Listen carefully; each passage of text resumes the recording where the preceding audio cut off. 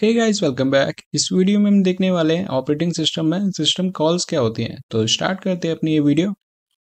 System calls in operating system. System call देखने से पहले हमें तो बेसिक चीजें पता होनी चाहिए। पहला, यूजर प्रोग्राम क्या होता है और दूसरा कर्नल क्या होता है। अगर हमें ये दोनों चीजें पता होंगी तो सिस्टम कॉल को समझना काफी इजी हो जाएगा। जो ये यूजर प्रोग्राम्स होते हैं, ये यूजर की नीड को फुलफिल करने के लिए बनाए जाते हैं। जैसे यूजर को ब्राउजर चलाना है या वर्ड चलाना है या फिर गेम खेलना है, कुछ भी टास्क परफॉर्म करना है, तो इन सभी के लिए बनते हैं यूजर प्रोग्राम्स। मतलब ऐसे प्रोग्राम्स जो यूजर की नीड्स को फुलफिल करें। और जो ये कर्नल होता है, ये मेन कंपोनेंट होता है ऑपरेटिंग सिस्टम का, क्योंकि इसी के पास सारी रिक्वेस्ट आती हैं। जो यूजर प्रोग्राम होता है, ये इसी से रिक्वेस्ट करता है कि मुझे ये रिसोर्स चाहिए या फिर ये सर्विस चाहिए। और जो ये कर्नल होता है, ये यूजर प्रोग्राम की रिक्वेस्ट को फुलफिल करता है। जो कर्नल होता है वो काफी इंपॉर्टेंट कंपोनेंट होता है ऑपरेटिंग सिस्टम का। इसीलिए कर्नल को हार्ट ऑफ ऑपरेटिंग सिस्टम भी कहते हैं। अब देखते हैं system call. In an operating system, a system call is a request by a user program to the operating system's kernel to perform a task. Operating system में जो system call है वो एक रिक्वेस्ट होती है। और ये रिक्वेस्ट कौन करता है? ये रिक्वेस्ट करता है यूजर प्रोग्राम। यूजर प्रोग्राम को अगर कोई टास्क परफॉर्म करवाना है तो वो रिक्वेस्ट करता है। और ये किससे रिक्वेस्ट करता है? ये रिक्वेस्ट करता है ऑपरेटिंग सिस्टम के कर्नल से। सिंपल सा कॉन्सेप्ट है यार। अगर किसी यूजर प्रोग्राम को कोई टास्क परफॉर्म करवाना है तो वो सिस्टम कॉल जनरेट करता है। और ये सिस्टम कॉल किसके पास जाती है? कर्नल के पास जाती है। और जो कर्नल होता है वो यूजर प्रोग्राम की नीड को फुलफिल करता है, या फिर यूजर प्रोग्राम को कोई सर्विस चाहिए तो जो कर्नल होता है वो प्रोवाइड करवाता है। It allows user programs to request services from the operating system such as file operations, process management, memory allocation and hardware interactions. जो यूजर प्रोग्राम होता है वो रिक्वेस्ट करता है सर्विसेज के लिए ऑपरेटिंग सिस्टम से। और ये सर्विसेज क्या होती हैं? जैसे फाइल ऑपरेशंस, मतलब फाइल के जो ऑपरेशंस होते हैं, फाइल को क्रिएट करना, फाइल को डिलीट करना, तो इन सभी के लिए सिस्टम कॉल जनरेट होती है। और प्रोसेस मैनेजमेंट में भी सिस्टम कॉल जनरेट होती है। जैसे कोई प्रोसेस को हम स्टार्ट कर रहे हैं, कोई प्रोसेस को हम एंड कर रहे हैं, अबॉर्ट कर रहे हैं, तो इन सभी ऑपरेशंस के लिए सिस्टम कॉल्स जनरेट होती हैं। और जो मेमोरी एलोकेशन है, किसको मेमोरी एलोकेट करनी है, डी एलोकेट करनी है, तो इन सभी चीजों के लिए सिस्टम कॉल जनरेट होती है। और हार्डवेयर इंटरेक्शन में भी सिस्टम कॉल जनरेट होती है। मतलब जो सिस्टम है उसे किसको हार्डवेयर एलोकेट करना है, किससे डी एलोकेट करना है, तो इन सभी चीजों के लिए सिस्टम कॉल जनरेट होती है। अब एक और डेफिनेशन देख लेते हैं सिस्टम कॉल की, जो कि यूज होती है। A system call in an operating system is an interface between a user application and the operating system kernel. इसमें भी सिस्टम कॉल का वही मतलब है जो हमने ऊपर देखा था, बस इसे अलग तरीके से डिफाइन किया गया है। इसमें बोला गया है कि जो सिस्टम कॉल है वो एक इंटरफेस की तरह काम करता है यूजर एप्लीकेशन एंड ओएस के जो कर्नल है उसके बीच में। अगर यूजर एप्लीकेशन को कोई रिक्वेस्ट करनी है, कोई सर्विस चाहिए, तो वो सिस्टम कॉल की हेल्प से करता है ऑपरेटिंग सिस्टम के कर्नल को।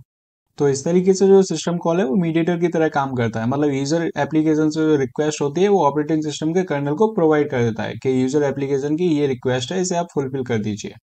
तो इस तरीके से जो सिस्टम कॉल होता है वो एक इंटरफेस की तरह काम करता है। मतलब वो यूजर एप्लीकेशन से उसकी रिक्वेस्ट ले लेता है और उसे प्रोवाइड कर देता है ऑपरेटिंग सिस्टम के कर्नल को। अब हम देखते हैं टाइप्स ऑफ सिस्टम कॉल्स, मतलब किस किस तरीके से हम सिस्टम कॉल करवा सकते हैं। तो पहले हम इनके टाइप देख लेते हैं, फिर हम इन्हें डिटेल में डिस्कस करेंगे। तो इसमें सबसे पहले आता है प्रोसेस कंट्रोल। मतलब प्रोसेस को कंट्रोल करने के लिए जो हम सिस्टम कॉल यूज करते हैं वो सभी इसके अंदर आती है। मतलब प्रोसेस को स्टार्ट करने के लिए जो सिस्टम कॉल होती है, प्रोसेस को एंड करने के लिए जो सिस्टम कॉल होती है, प्रोसेस को अबॉर्ट करने के लिए जो सिस्टम कॉल होती है, वो सभी इसके अंदर आते हैं। मतलब जो भी प्रोसेस से रिलेटेड ऑपरेशंस होते हैं वो सभी इसमें आते हैं। इसके बाद है फाइल मैनेजमेंट। फाइल को मैनेज करना, फाइल को क्रिएट करना, डिलीट करना, इन सभी ऑपरेशंस के लिए सिस्टम कॉल जनरेट होती है। तो इसमें जो सभी फाइल के ऑपरेशंस होते हैं वो इसमें आते हैं। इसके बाद है डिवाइस मैनेजमेंट। किसको डिवाइस एलोकेट करना है, किसको डी एलोकेट करना है, तो इसके लिए भी सिस्टम कॉल जनरेट होती है। इसके बाद है इंफॉर्मेशन मेंटेनेंस। इंफॉर्मेशन मेंटेनेंस मतलब अगर सिस्टम से हमें टाइम पूछना है कि टाइम कितना हो रहा है, डेट कितनी है, या फिर सिस्टम के बारे में कोई इन्फॉर्मेशन चाहिए, तो उसके लिए सिस्टम कॉल जनरेट होती है। इसके बाद है कम्युनिकेशन। जब सेंडर एंड रिसीवर आपस में डेटा शेयर करते हैं, कम्युनिकेट करते हैं, तो इसके लिए भी हम सिस्टम कॉल का यूज करते हैं। इसके लिए भी सिस्टम कॉल्स यूज होती हैं। तो ये हमने देखे टाइप्स ऑफ सिस्टम कॉल्स। अब हम इन्हें वन बाय वन डिस्कस करते हैं। इसमें सबसे पहले देखते हैं प्रोसेस कंट्रोल। तो प्रोसेस को कंट्रोल करने के लिए किस किस तरीके के सिस्टम कॉल्स यूज होते हैं ये देखते हैं। तो इसमें होता है end, abort, load, execute, create process, terminate process, get और set process attributes and allocate and free memory. तो प्रोसेस को एंड करने के लिए सिस्टम कॉल होता है, अबॉर्ट करने के लिए सिस्टम कॉल होता है। एंड और अबॉर्ट में डिफरेंस पता है ना?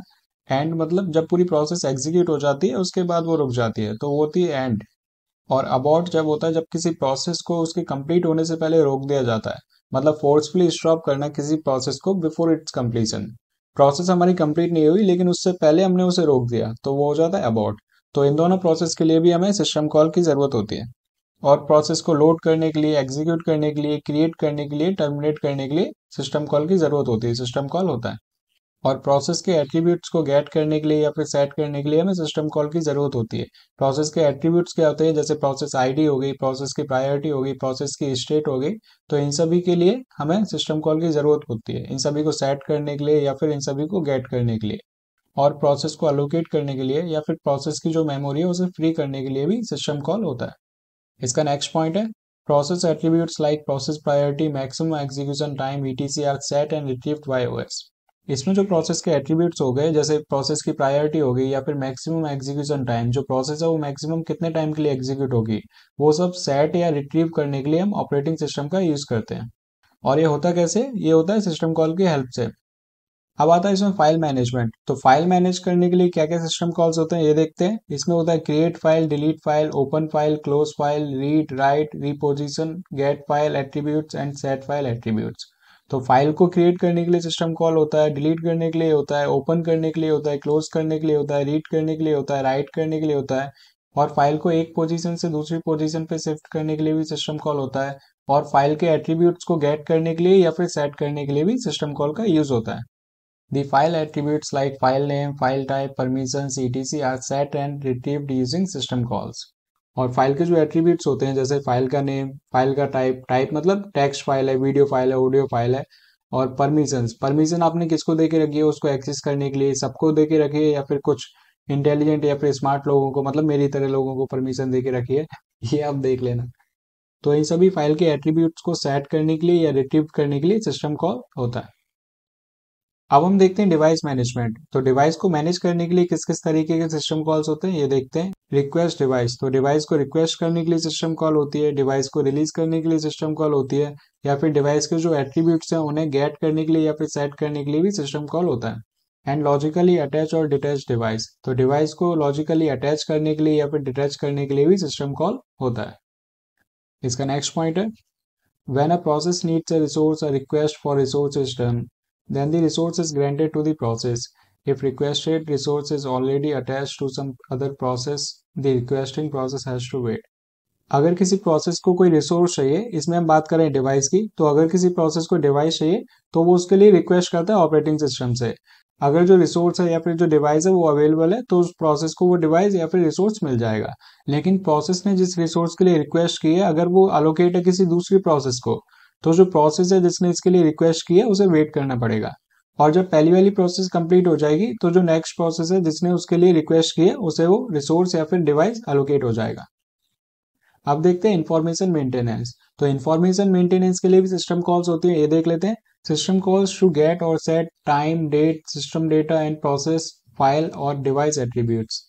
तो टाइम को गेट या सेट करने के लिए सिस्टम कॉल होता है, डेट को गेट या सेट करने के लिए सिस्टम कॉल होता है, या फिर जो सिस्टम डेटा है उसको पता करना है तो उसके लिए भी सिस्टम कॉल होता है। किसी प्रोसेस के बारे में पता करना है, फाइल के बारे में पता करना है, या फिर कोई डिवाइस के एट्रीब्यूट्स के बारे में पता करना है तो उसके लिए भी सिस्टम कॉल होती है। मतलब अगर हमें कोई इन्फॉर्मेशन चाहिए तो उसके लिए भी सिस्टम कॉल होता है। इसका नेक्स्ट पॉइंट है, these system calls are use to transfer the information between user and the operating system. ये जो सिस्टम कॉल्स होते हैं इनका यूज होता है इन्फॉर्मेशन को ट्रांसफर करने के लिए। किस किस के बीच में, यूजर एंड ऑपरेटिंग सिस्टम, तो इन दोनों के बीच में इंफॉर्मेशन को ट्रांसफर करने के लिए सिस्टम कॉल्स का यूज होता है। Information like current time and date, number of current users, version number of operating system, amount of free memory, disk space, etc. are passed from operating system to the user. इसमें जो information होती है, जैसे current time कितना हो रहा है, date, या फिर नंबर ऑफ करंट यूजर्स कितने हैं, या फिर वर्जन क्या है ऑपरेटिंग सिस्टम का, और अमाउंट ऑफ फ्री मेमोरी कितनी है सिस्टम में, या फिर जो डिस्क स्पेस है वो कितना है, तो ये सभी जो इन्फॉर्मेशन होती है वो पास होती है ऑपरेटिंग सिस्टम से यूजर तक। अब हम देखते हैं कम्युनिकेशन।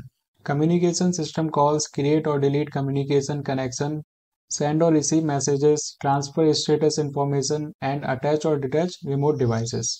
जो कम्युनिकेशन सिस्टम कॉल्स होती हैं वो होती हैं कम्युनिकेशन कनेक्शन को क्रिएट करने के लिए या फिर डिलीट करने के लिए, मैसेज को सेंड करने के लिए या फिर रिसीव करने के लिए, किसी इंफॉर्मेशन का स्टेटस ट्रांसफर करने के लिए, किसी रिमोट डिवाइसेस को अटैच करने के लिए या फिर डिटैच करने के लिए कम्युनिकेशन सिस्टम कॉल्स का यूज होता है।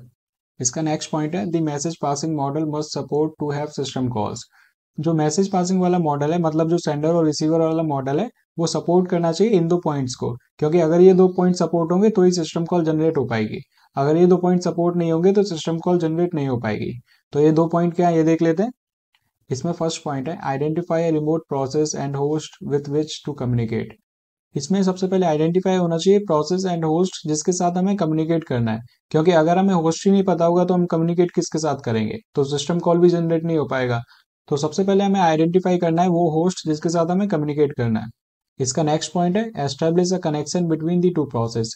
और जो ये दो प्रोसेस है इनके बीच में कम्युनिकेशन सेटअप करना भी जरूरी है ताकि ये आपस में कम्युनिकेट कर पाए। तो ये हमने देखा ऑपरेटिंग सिस्टम में सिस्टम कॉल्स क्या होती हैं। सो इस वीडियो में इतना ही, मिलते हैं अपनी नेक्स्ट वीडियो में। Thank you for now.